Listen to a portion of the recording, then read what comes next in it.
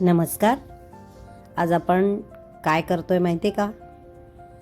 चपाती किंवा पोळी, रोटी, कितीतरी नावाने हिला संबोधलं जातं. पण फार काही कठीण नाही आहे, पण अगदी सोपंही नाही आहे. कसं ते सांगते. आपण एक नेहमी चूक करतो. पीठ भिजवलं की लगेच त्याच्यावर तेल घालून मळून ठेवतो.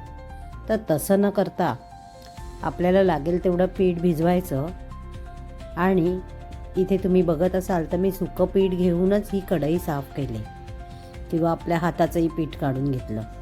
असं करून एक 15 ते 20 मिनटं झाकून ठेवायचं आणि त्यानंतर त्यात तेल घालायचं. त्यामुळे आपली चपाती इतकी छान मऊ होते.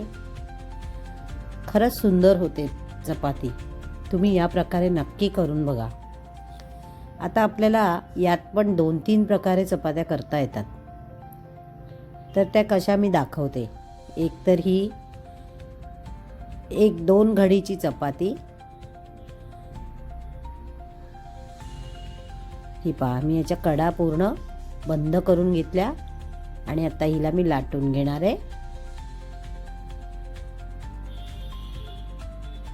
नेहमी चपाती करताना डाव्या साईडनी लाटावी, म्हणजे ती व्यवस्थित लाटली जाते आणि चपाती फुगतेही.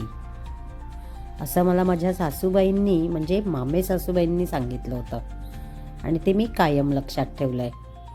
आता ही 3 घड्यांची चपाती. तर इथे आपण चपातीचे 3 पार्ट केले.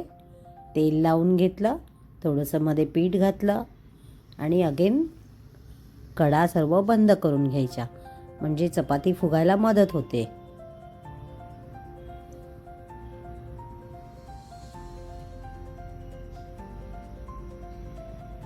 आता तुम्हाला मी दाखवते तिसरी पद्धत. ही आहे आपली घडीची पोळी, म्हणजे चौपदरी. तर आज आपण पाहिली 2 पदरी, 3 पदरी आणि चौपदरी चपाती. तर कसा वाटला माझा छोटासा व्हिडिओ?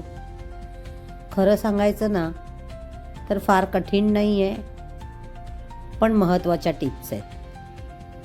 छोट्या छोट्या का होईना, पण महत्त्वाच्या टिप्स आहेत. याने खरंच चपात्या छान होतात. नक्की करून बघा. लाईक शेअर करायला विसरू नका.